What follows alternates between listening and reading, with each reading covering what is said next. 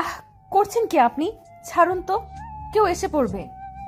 নীলা নিজেকে ছাড়াতে চেষ্টা করতে করতে এই কথাগুলো বলল। কে আসলো গেল তাতে আমার কিছু যায় আসে না।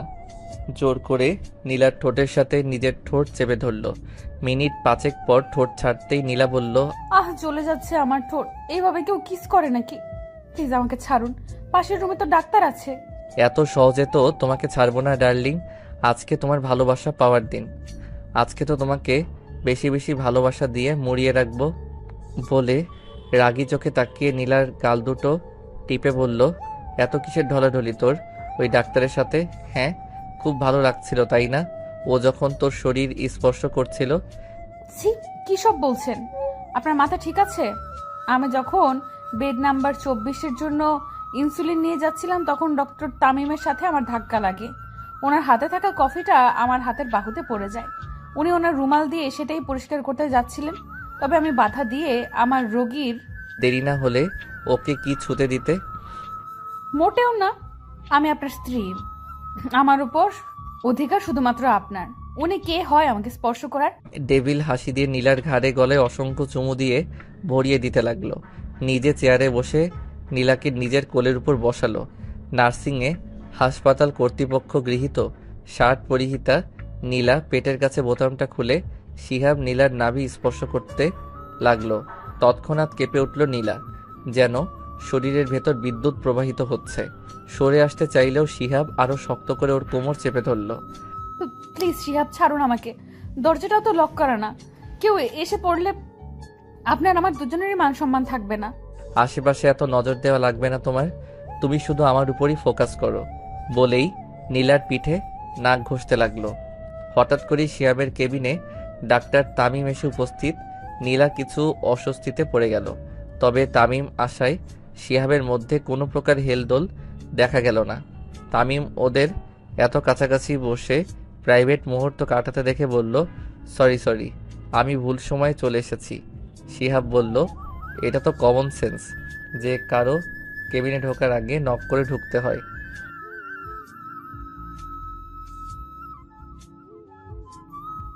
কারণ আগে আমি বিবাহিত ছিলাম না, তবে এখন বিবাহিত। এখন যা বের হ, দেখেছিসই তো আমি রোম্যান্স করছি বউয়ের সঙ্গে। তামিম বিনা বাক্য ব্যয়ে কেবিন থেকে মাথা নিচু করে বেরিয়ে গেল। কি করলেন এটা? এইভাবে কেউ কথা বলে? কেন, তোমার বুদ্ধি খুব দরদ উতলে পড়েছে তামিমের জন্য? না, সেটা নয়। তবে আপনার এটা মাথায় রাখা প্রয়োজন যে এটা আমাদের রুম নয়, যে যা খুশি তা করতে পারবেন। হ্যাঁ, তো তুমি কি আমাকে রাতে যা খুশি তা করার জন্য পারমিশন দিচ্ছ ভেবে বলো? কিন্তু এই শিহাব খান একবার পারমিশন পেয়ে গেলে কিন্তু আর সুযোগ হাতছাড়া করে না। আমি বাবু পারমিশন দেওয়ার কে? আমি পারমিশন দিলেও যা করার তাই করবেন, না দিলেও যা করার তাই করবেন। শিহাব নিচের হাতের বাঁধন আলগা করে দিয়ে বলল, ঠিক আছে যাও, রাতে তোমার খবর নিচ্ছি। ছাড়া পেয়ে নীলা নিজের মতো বেরিয়ে যেতে গেলে শিহাব পিছন থেকে আওয়াজ দিয়ে বলল, পরের পেশেন্টকে আসতে বলো।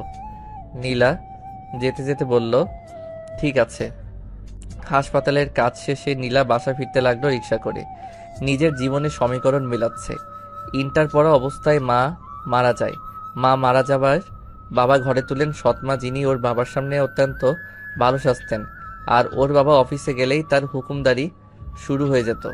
নার্সিং পড়ার ইচ্ছা থাকা সত্ত্বেও বাবা মায়ের জোরাজুরিতে বিয়ে হলো নীলার। ভাগ্যক্রমে বিয়েটা হলো এক ডাক্তার শিহাব খানের সাথে।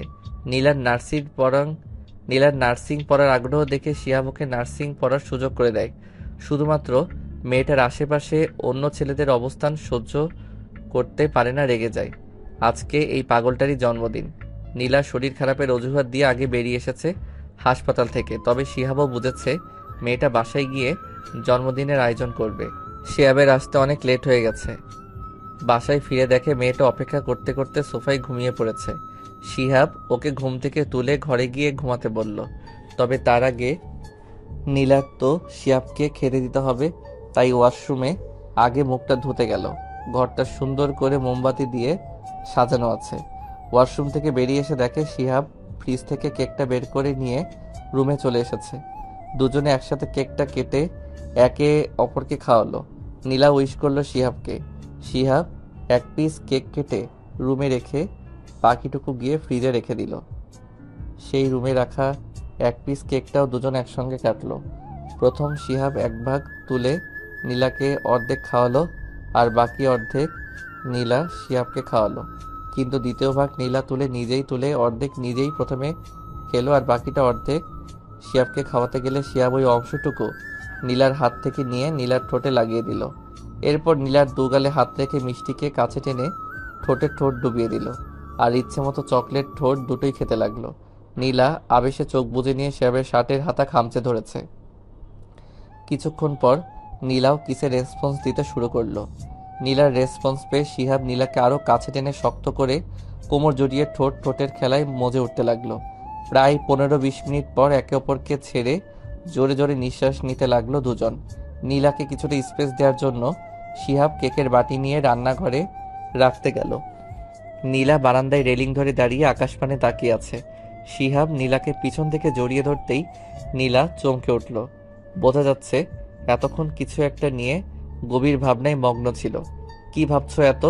ভাবছি যে কত তাড়াতাড়ি পুরো 3টা বছর পার হয়ে গেল। আসলেই সময় যে কতটা দ্রুত দৌড়ায়, মনে হচ্ছে সেদিনই তো বিয়ে করলাম। শিহাবের কথা শুনে নীলা একগাল হাসলো। কি? তো বলেন কি চাই আপনার? ও হ্যাঁ, একটা কথা বলতে ভুলেই গেছি। তোমার মনে হয় না আমার জন্মদিন উপলক্ষে তোমার আমাকে কোনো গিফট দেওয়া উচিত? নীলার কানের কাছে মুখ নিয়ে ফিসফিসিয়ে বলল, আমার একটা বাবু চাই। শিহাবের কথা শুনে নীলা শিহাবের দিকে ফিরতেই শিহাব আবার বলল, তোমার যদি আপত্তি তাহলে বাদ দাও, তোমার ইচ্ছার বিরুদ্ধে গিয়ে। শিহাবকে আর বলতে না দিয়ে নীলা শিহাবের ঠোঁট জোড়া নিজের দখলে নিয়ে নিল। শিহাব পেয়ে গেছে নীলার উত্তর। নীলা শিহাবের ঠোঁট ছেড়ে দিয়ে বুকে মাথাটা রেখে বলল, I love you Shihab. Shihab আলতো করে নীলার মুখটা তুলে নীলার চোখে চোখ রেখে বলল, আই লাভ ইউ টু কলিজা। বলে আলতো করে নীলার ঠোঁটে কিস করতে লাগলো। আস্তে আস্তে আলতো করে করা আদর গভীর থেকে গভীরতর হতে লাগলো। শিহাব নীলাকে কোলে করে নিয়ে বিছানায় শুইয়ে দেয় ও নিজের সমস্ত ভার নীলার উপর ছেড়ে দেয়। নীলার হাত ইমনের পিঠ জুড়ে বিচরণ করছে, নখের আঁচড় বসিয়ে চলেছে পিঠে, কিন্তু শিহাবের সেদিকে কোনো খেয়াল নেই। শিহাব তো নীলা নামক নেশায় মত্ত হয়ে আছে। ধীরে ধীরে ভালোবাসায় এক হয়ে যেতে লাগলো দুটো মন। শিহাবের ঠোঁটের স্পর্শ নীলার শরীর জুড়ে ক্রমশ বৃদ্ধি পাচ্ছে। নীলা তীর তীর করে কেঁপে উঠছে শিহাবের ছোঁয়াপে। বাইরে থেকে আসা ঠান্ডা বাতাস নিভিয়ে দিয়ে গেল সমস্ত মোমবাতি। পরের দিন সকালে ঘুম থেকে উঠে শিহাব এক দৃষ্টিতে তার জান পাখিটার দিকে তাকিয়ে আছে। হাসপাতালে যেতে হবে মনে পড়তেই আস্তে আস্তে নীলাকে ডাকতে শুরু। নীলা, এই নীলা, ওঠো, হসপিটালে যাবে না? একটু পরে উঠি, কালকে রাতে তো ঠিকমতো ঘুমাইতেই পারিনি। ফাইজলামো করে জিজ্ঞাসা করলো, কেন গো, কি হয়েছিল কাল রাত যে তোমার ঘুম হয়নি? আরে কালকে রাতে তুমি তো আমাকে ওরকম হঠাৎই ওর মাথায় এলো কি বলছে এসবও। চোখ বড় বড় করে তাকিয়ে শিহাবের দিকে তাকাতেই দেখলো ছেলেটা মুচকি মুচকি হাসছে। বুঝতে বাকি রইল না ছেলেটা ইচ্ছা করে ফাইজলামো করছিল। নীলা শিহাবের পিঠে একটা চাপড় মেরে বলল, ফাজিল কোথাকার, বলে দৌড়ে ওয়াশরুমে চলে গেল। আর এদিকে হেসে গড়াগড়ি খাচ্ছে বিছানার উপর।